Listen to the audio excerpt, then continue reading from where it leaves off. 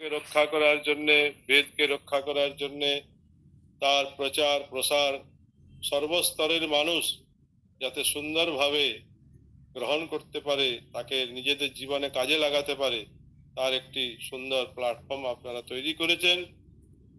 তো সেই প্ল্যাটফর্মেতে আজকে আমরা আলোচনা করব মন্ত্রের পরিচয় এবং শক্তি।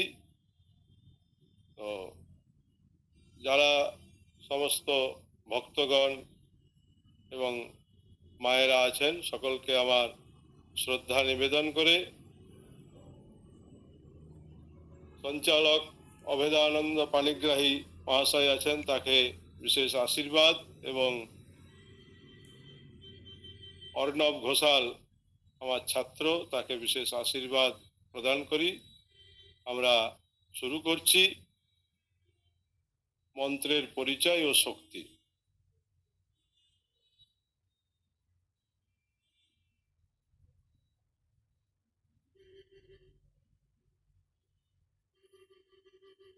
মন্ত্র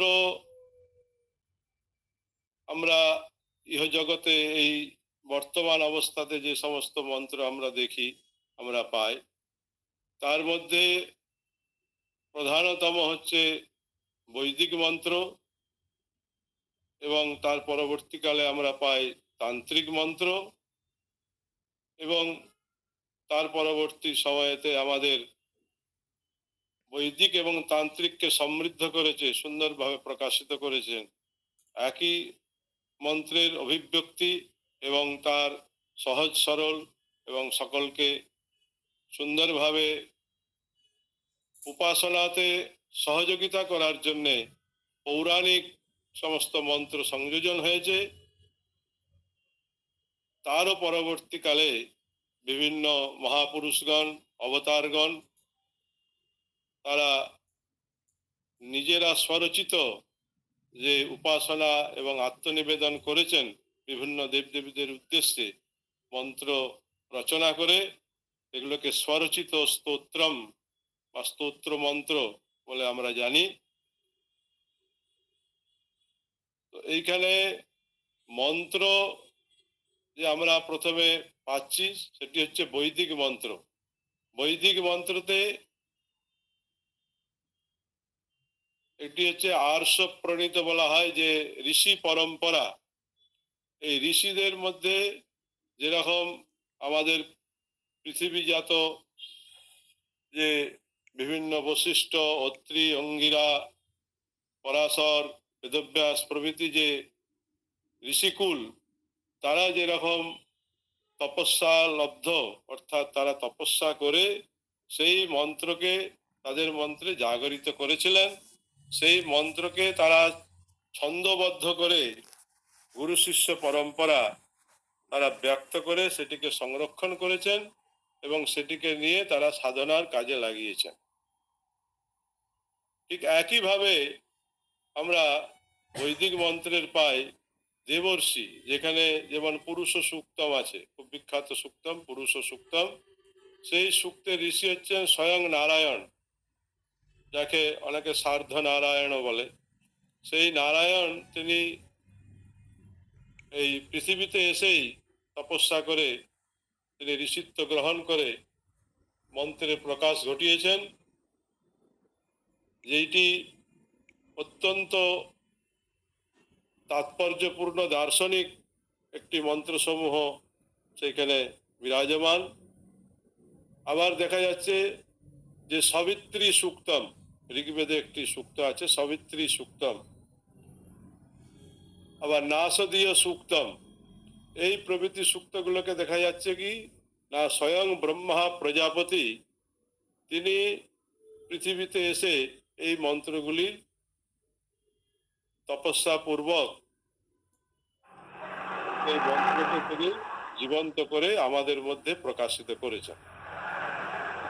এই সমস্ত মন্ত্রকে আমরা কি বলি? সিদ্ধ মন্ত্র বলি, যেগুলি ঋষি পরম্পরা, দেব পরম্পরা প্রভৃতি ভাবে এসেছেন, এবং তার বিভিন্ন বিভাগ আছে। যেমন দেবর্ষি আছে, ব্রহ্মর্ষি আছে, মহর্ষি আছে, ঋষি আছে, মুনি আছে। তো এইগুলির পরপর যে মন্ত্রের তারা প্রকাশক, মন্ত্রগুলি তারা পেয়েছেন তপস্যার মাধ্যমে। যে এক একটি জ্যোতিপুঞ্জ বা এক একটি শক্তির কাছে তারা নিজেদের জীবনকে উৎসর্গ করেছেন এবং নিরন্তর তপস্যা করে গেছেন। সেই শক্তি তাদের মধ্যে প্রাদুর্ভূত হয়ে সেই বিদ্যার প্রকাশ ঘটিয়েছেন। সেই বিদ্যাটি তিনি ছন্দবদ্ধভাবে, ছন্দের দ্বারা সুন্দরভাবে সুগঠিত করে সুললিতভাবে শিষ্য প্রশিষ্যদের মধ্যে উপদেশ করেছেন। এই যে পড়াশোনার প্রথম যে মাধ্যম, এটিকেই বলে গুরু পরম্পরা এবং শ্রুতি বলা হচ্ছে। যে তপস্যালব্ধ জ্ঞানকে সুন্দরভাবে ছন্দবদ্ধভাবে রচনা করে তিনি শিষ্য প্রশিষ্যদের মধ্যে সেই জ্ঞানকে বিলিয়ে দিয়েছেন নিজেদের কল্যাণে, সমাজের কল্যাণে এবং বিশ্বের সমস্ত বিশ্ববাসীর কল্যাণের জন্য। উত্তর উত্তর যে বংশধর আছে, উত্তর উত্তর যে উত্তর সুরি আছেন, তাদের যাতে সর্ববিধ মঙ্গল হয় সেই প্রকারের ব্যবস্থা করেছেন।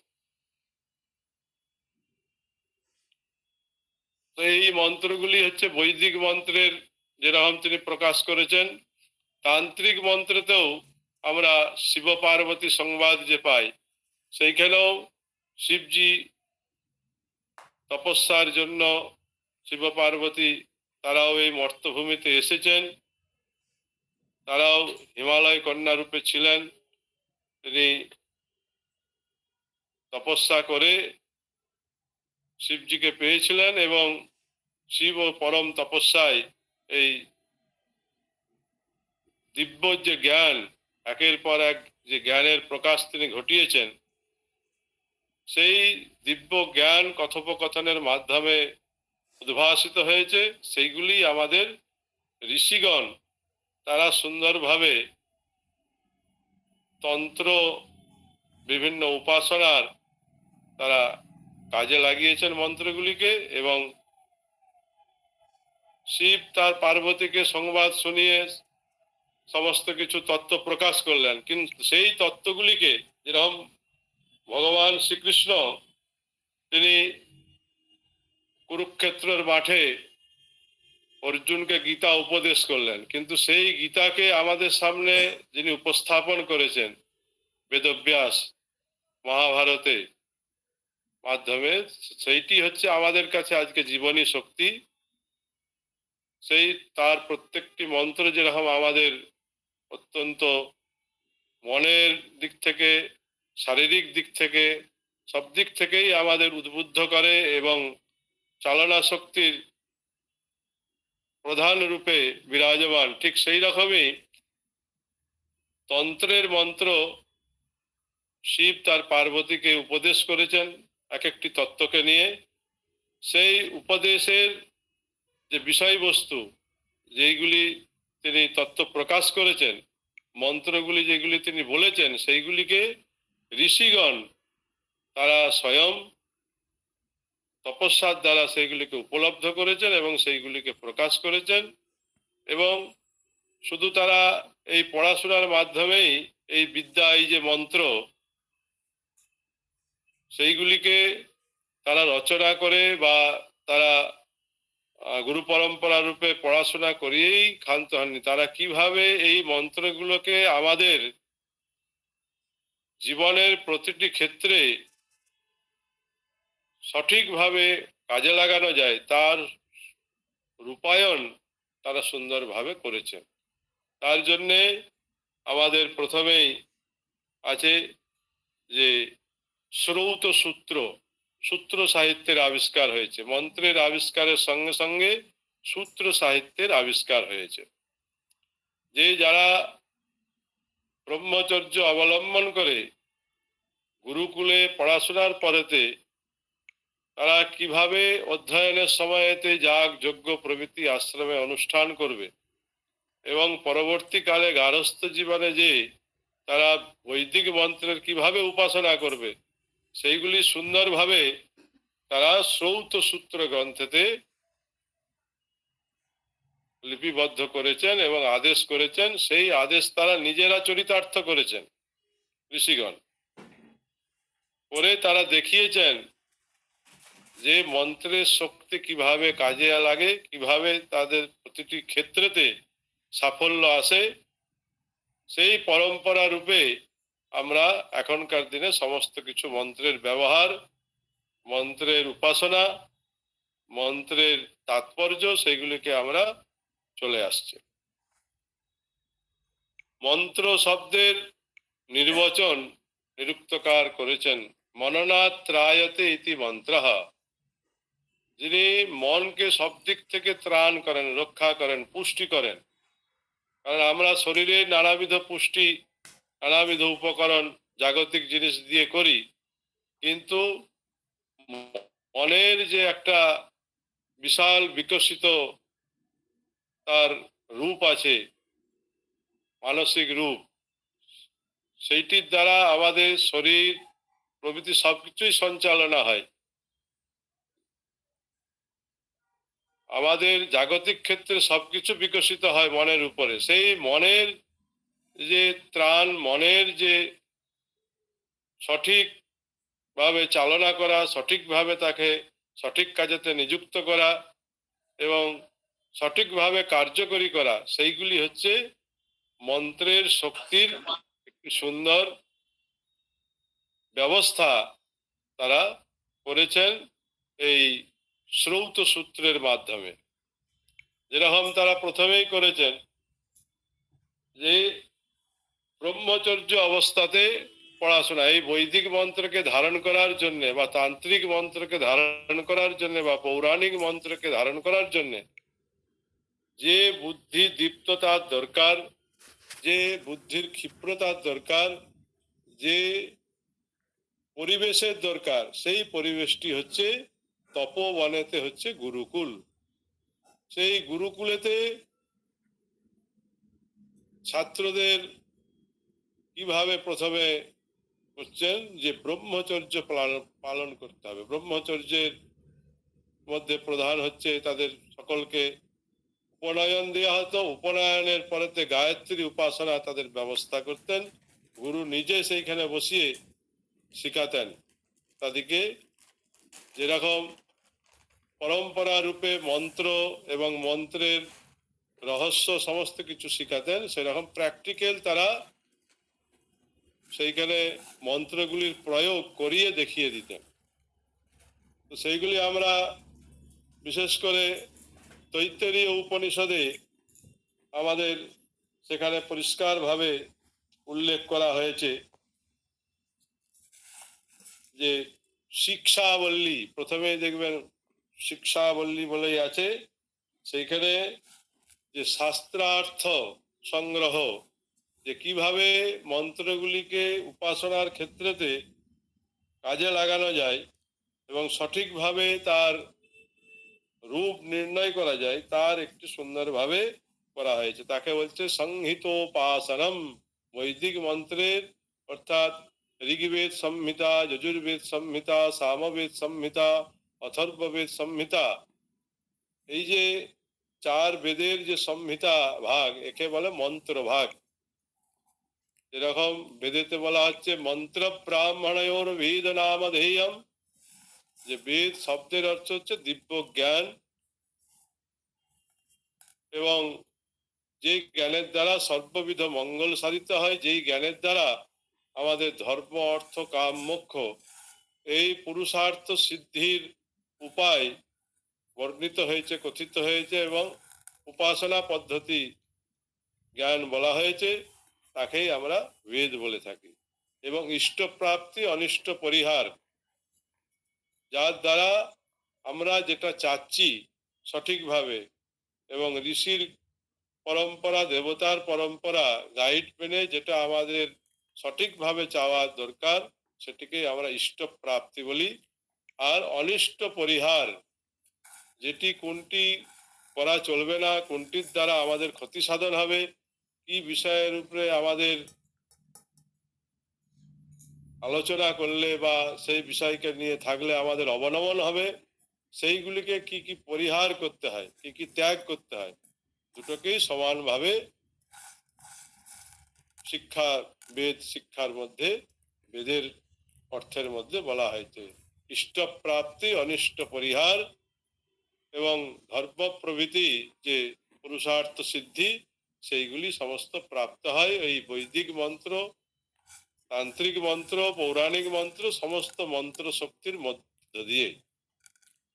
এবারে কথা হচ্ছে যে এই সমস্ত মন্ত্রকে আমাদের সঠিকভাবে উপাসনা করা দরকার। অর্থাৎ কিভাবে আমি ধ্বনিকে নিজের মধ্যে আত্মগত করব এবং প্রকৃতির সঙ্গে তার একটি সহযোগ আছে, যে সূর্যের আমি যখন উপাসনা করব, সূর্যের রশ্মির সঙ্গে, সূর্যের তেজপুঞ্জের সঙ্গে আমার নিজের আত্মার যেন মেলবন্ধন হয়, অর্থাৎ সরাসরি তার যে দিব্য প্রকাশ, দিব্য শক্তি, সেটি যেন আমার মধ্যে সঞ্চারিত হয়।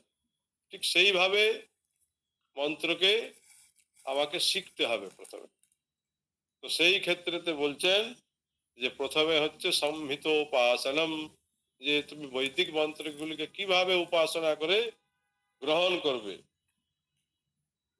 তারপরে বলছেন যে এই মন্ত্রগুলিকে সাধনা করতে গেলে কি দরকার, মেধা শক্তির দরকার। শ্রুতিধর বলা হতো, অর্থাৎ সমগ্র বৈদিক মন্ত্রকে আমাদের শাস্ত্রতে নিন্দিত আছে তথা লিখিত পাঠ করা, দেখে দেখে পাঠ করা, দেখে দেখে বলা, সমস্ত কিছু আমাদের নিন্দিত করা হয়েছে। কারণ এতে কি মেধা শক্তির প্রভাব নষ্ট হয়।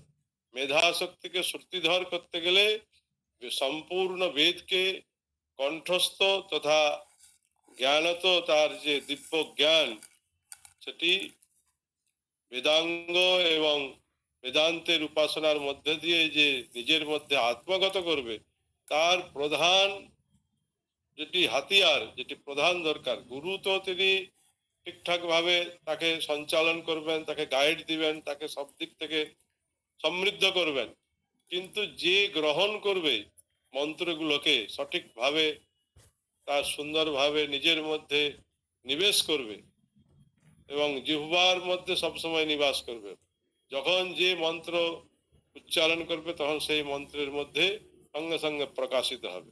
তার জন্য মেন দরকার হচ্ছে মেধা।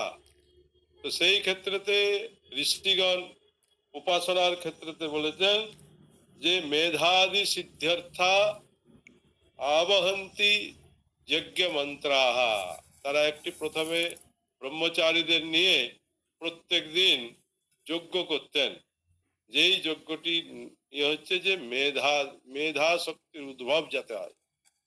যেরকম বিদ্যা চর্চার মধ্যে, প্রতিনিয়ত বিদ্যা চর্চার মধ্যে মেধা শক্তি বাড়ে, সেই রকম দৈবী শক্তি না হলে আমাদের সেই রকম ভাবে নিজেদের সংস্কার তৈরি হয় না, এবং যা সংস্কার নিয়ে এসেছে সেই সংস্কারকে কাজে লাগানোর জন্য সঠিক মেডিটেশন দরকার এবং সঠিক গাইড দরকার এবং বৈদিক মন্ত্রের একটি প্রভাব দরকার।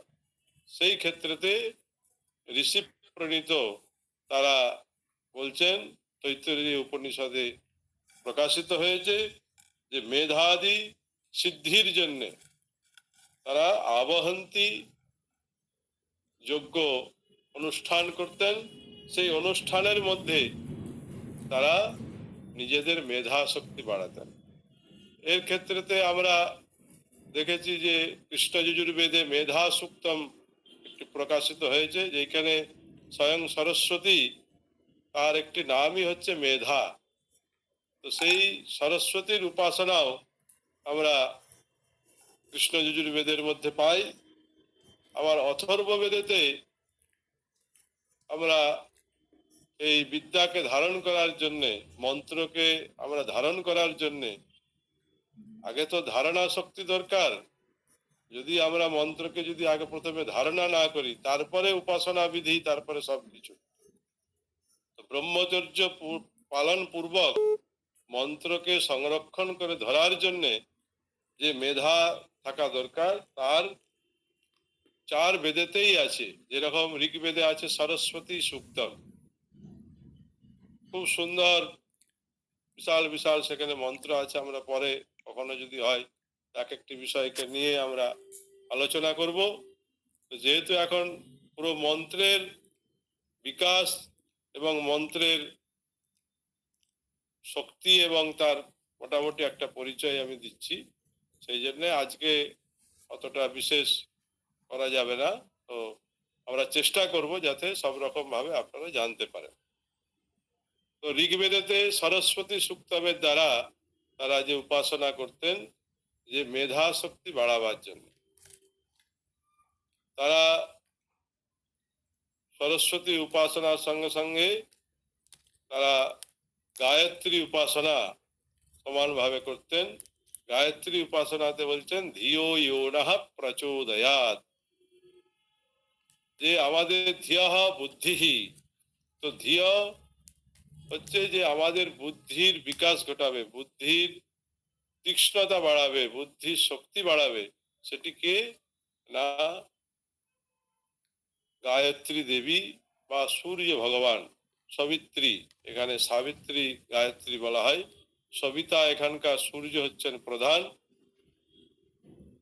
গায়ত্রী মন্ত্র কিন্তু আমাদের অনেক রকম আছে। এই মন্ত্র পরিচয়ের মধ্যে একটি গায়ত্রী দেবী আমরা প্রধানভাবে পাই। যেরকম প্রথমে বললাম মেধা দেবী, সেটি সরস্বতী রূপেও প্রকাশ হয়েছেন ঋগ্বেদে। যজুর্বেদেতেও তিনি সরস্বতী পাবকান সরস্বতী বাজে ভির্বাজিনীবতী যজ্ঞম বষ্টু ধিয়া বসু প্রভৃতি অনেক মন্ত্র সেখানে প্রকাশিত হয়েছে যজুর্বেদেতেও। আর কৃষ্ণ যজুর্বেদেতে মেধা সুক্তম, সেখানে মেধা তিনি স্বয়ং সরস্বতীর একটি স্বরূপ, সরস্বতী একটি দেবী, তাকে উপাসনার মাধ্যমে বুদ্ধির তীক্ষ্ণতা বাড়াতে পারা যায়। আর হচ্ছে অথর্ববেদে একটি সূক্তম আছে মেধা জনন সূক্তম, যে সূক্তটি পড়লে মেধা শক্তির বিকাশ ঘটে, মেধা শক্তি বাড়ে, সেই জন্য সূক্তটির নামই হচ্ছে মেধা জননম সূক্তম। তো ঋষিরা সমস্ত যাদের সংস্কার আছে, যাদের বুদ্ধি আছে, তাদের তো আছেই, আর যাদের সমস্ত মানুষ তো আর সব সংস্কার নিয়ে আসেননি, কিন্তু বিদ্যার সকলের অধিকার, জ্ঞানের অধিকার সকলের।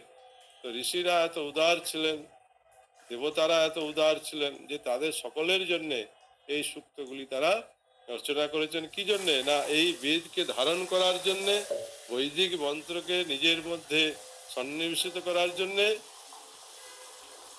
এবং সেইগুলিকে তপস্যা পূর্বক মন্ত্রগুলিকে সিদ্ধ করতে হয়।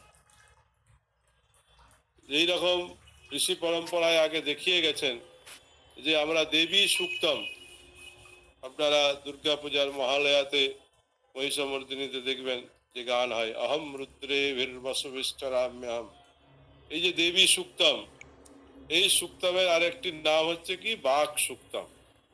এটিও এই মন্ত্রের ঋষি হচ্ছেন বাগাম্ভৃণী, অম্ভৃণ ঋষির পুত্রী, তিনি বাক সিদ্ধা হয়েছিলেন। এই যে মন্ত্রকে উপাসনা করে তিনি মন্ত্র উপাসনা করে তপস্যা করে মন্ত্রকে এনেছিলেন, এবং নিজের জীবনে তিনি সেই মন্ত্রকে কাজে লাগিয়ে উপাসনা করে তিনি বাক সিদ্ধা হয়েছিলেন এবং তিনি দেবীত্বে প্রতিষ্ঠিত হয়েছিলেন। তো সেই জন্যে এই ঋষি যেরকম বাক, আর দেবতাও হচ্ছেন বাক, তাকে বলা হচ্ছে যে সচ্চিৎ সুখাত্মক সর্বগত পরমাত্মা দেবতা, যে তিনি পরমাত্মার সঙ্গে এই জীবাত্মার মিলনের যে একাত্মতা, সেটি তিনি সমস্ত দেবদেবীর মধ্যে প্রকাশ ঘটিয়েছেন অম্ভৃণ ঋষির পুত্রী। অম্ভৃণী বা তিনি বাকসিদ্ধা হয়েছিলেন বলে বাগাম্ভৃণী। এরকম রাত্রি সূক্তম আছে, যেখানে মহীয়সী নারী তিনি ব্রহ্মচর্য পূর্বক তিনি তপস্যা করেছিলেন। ভারদ্বাজ, সুতা ভারদ্বাজের পুত্রী, তিনি এই রাত্রি নামেই, রাত্রি দেবী নামেই তিনি জগতে বিখ্যাত হয়েছিলেন, তাদাত্ম্য ভাব এসে গেছিল। সেই জন্যে মন্ত্রের প্রভাবে আমাদের কি হয় না, জীবাত্মার সঙ্গে পরমাত্মার মিলন ঘটায়, শক্তির মিলন ঘটায় মন্ত্রের মাধ্যমে। এবার সেই মন্ত্রকে সঠিকভাবে উচ্চারণ করতে হবে, শিখতে হবে, তার উপাসনা বিধি ঠিকঠাক ভাবে জানতে হবে। প্রথমে শিখতে হবে তার উচ্চারণ, এবং তার যে গুরু পরম্পরা, ঋষি পরম্পরা, যে সুর লয় তাল, অর্থাৎ হস্র দীর্ঘ প্লুত, তারপর হচ্ছে উদাত্ত অনুদাত্ত শরীর, এবং আমাদের মুখগহ্বরের মধ্যে, শরীরের মধ্যে যে উচ্চারণ স্থানগুলি আছে, অষ্ট স্থানানি বর্ণানাম, তো সেই 8টি যে তালু প্রভৃতি বা কণ্ঠ প্রভৃতি উচ্চারণ স্থানগুলি আছে, সেই সমস্ত স্থানে ঠিক ঠিক ভাবে বায়ুকে ধাক্কা দিয়ে সঠিকভাবে উচ্চারণের মাধ্যমে বৈদিক মন্ত্রগুলিকে উচ্চারণ করতে হয়, তান্ত্রিক মন্ত্রকে উচ্চারণ করতে হয়, পৌরাণিক মন্ত্রকে উচ্চারণ করতে হয়, এবং বিভিন্ন স্তোত্র মন্ত্রকে উচ্চারণ করতে হয়। প্রত্যেকটি মন্ত্রের মধ্যে শক্তি নিহিত আছে। মীমাংসকগণ, সবচেয়ে বেদের পৃষ্ঠপোষক, বেদকে প্রতিষ্ঠা করেছেন কোন দর্শন? বেদের পৃষ্ঠপোষক হচ্ছে ষট দর্শন তো আছেই, কিন্তু বেদকে সবচেয়ে বড় প্রতিষ্ঠা করেছেন হচ্ছে মীমাংসকগণ, মীমাংসা দর্শনে। সেইখানে মীমাংসাতে বলছেন মন্ত্র এব দেবতাহা, যে ব্রহ্মা বিষ্ণু মহেশ রুদ্র কালী শিব কৃষ্ণ, যে সমস্ত দেবতাগণ যেরকম শক্তিধর, সেই রকম মন্ত্র এব দেবতাহা, যে মন্ত্রগুলি হচ্ছেন এক একটি জীবন্ত দেবতা। তার যদি উপাসনা করা যায়, তার দ্বারাই সিদ্ধি লাভ করা যায়। সেই কথা স্পষ্ট করে আমাদের পরবর্তীকালে পতঞ্জলি মহাভাষ্যকার, তিনি মহাভাষ্যতে বলছেন যে এক শব্দ সম্যক জ্ঞাত সুষ্ঠু প্রযুক্তব্য স্বর্গলোকে কামধুক ভবতি।